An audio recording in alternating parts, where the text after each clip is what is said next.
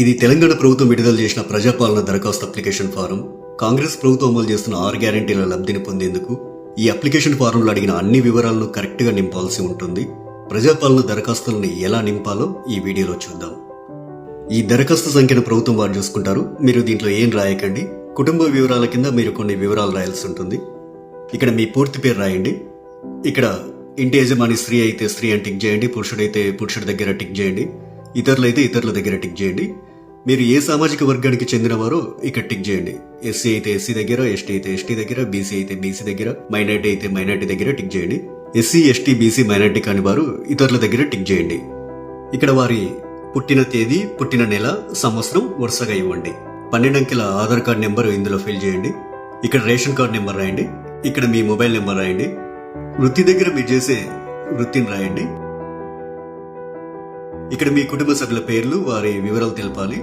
ఇక్కడ పేరు, అతను గాని ఆమె గాని మీకేమవుతారో, తల్లి అయితే తల్లి అని, భార్య అయితే భార్య అని, కొడుకు అయితే కొడుకు అని, కూతురు అయితే కూతురు అని నింపండి. వారు స్త్రీ అయితే స్త్రీ అని, మగవారైతే పురుషుడని. ఇక్కడ వారి పుట్టిన తేదీ, పుట్టిన నెల, సంవత్సరం వరుసగా ఇవ్వండి. ఇక్కడ వారి ఆధార్ కార్డ్ నెంబర్ రాయండి. ఇలా మీ ఇంట్లో ఎంతమంది ఉంటే అంతమంది పేర్లు రాయండి. ఇక్కడ ఇక 2వ పేజీలో ఏం రాయాలో చూద్దాం. 10వ నెంబర్ దగ్గర మీ చిరునామా రాయండి. ఆధార్ కార్డులో ఉన్నట్లు మీ ఇంటి నెంబర్ ఇక్కడ రాయండి. మీ గ్రామం లేదా మున్సిపాలిటీ ఇక్కడ రాయండి. ఇక్కడ మీ వార్డ్ నెంబర్ రాయండి. ఇక్కడ మీ మండలం పేరు, తర్వాత మీ జిల్లా పేరు ఇక్కడ రాయండి. ఇప్పుడు అభయస్థం గ్యారెంటీల సెక్షన్ కొద్దాం. గ్యారెంటీల పథకాలు లబ్ధి పొందేందుకు మీరు ఏం చేయాలి, మీరు ఏ వివరాలు ఇక్కడ రాయాల్సి ఉంటుందనేది చూద్దాం. ఇక్కడ కావలసిన పథకాల లబ్ధి కొరకు మీరు టిక్ మార్క్ చేయాల్సి ఉంటుంది.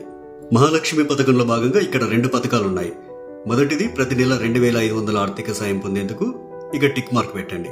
ఇక రెండోది 500 రూపాయలకు గ్యాస్ సిలిండర్ పొందేందుకు ఇక టిక్ మార్క్ పెట్టండి. 500 రూపాయలకు గ్యాస్ సిలిండర్ కి సంబంధించి మీరు కొన్ని వివరాలు నింపాల్సి ఉంటుంది.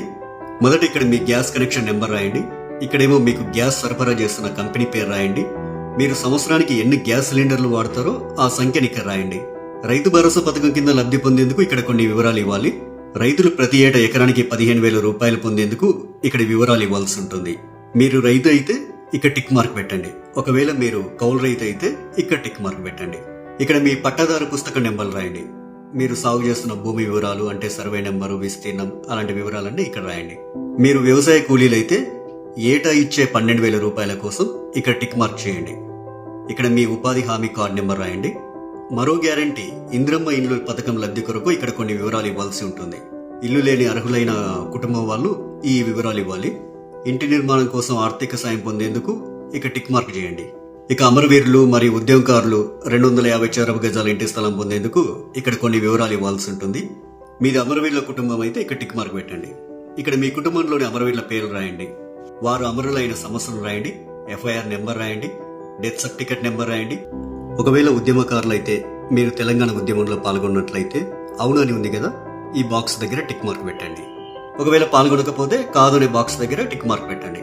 అవును దగ్గర టిక్ మార్క్ పెట్టినట్లయితే కొన్ని వివరాలు రాయాల్సి ఉంటుంది. సంబంధిత FIR నెంబర్ మరియు సంవత్సరం ఇక్కడ రాయండి.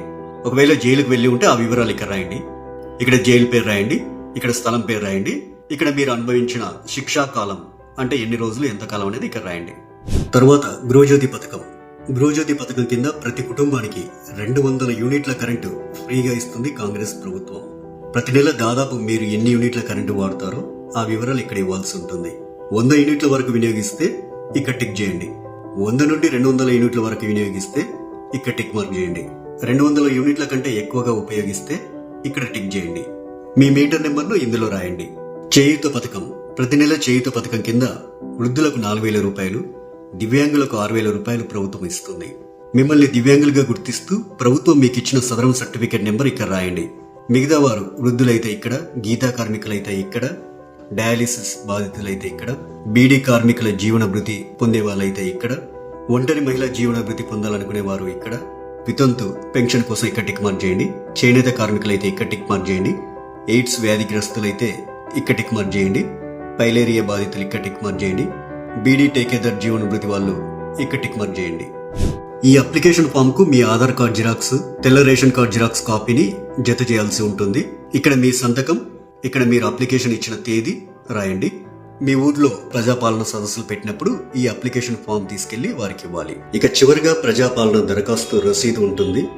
ఇందులో మీ నుంచి దరఖాస్తు తీసుకునే అధికారి కొన్ని వివరాలు రాసిస్తారు. ఈ రసీదులో అధికారి దరఖాస్తు సంఖ్య రాస్తారు. అభయస్థం గ్యారెంటీలకు సంబంధించి టిక్ మార్క్ చేస్తారు.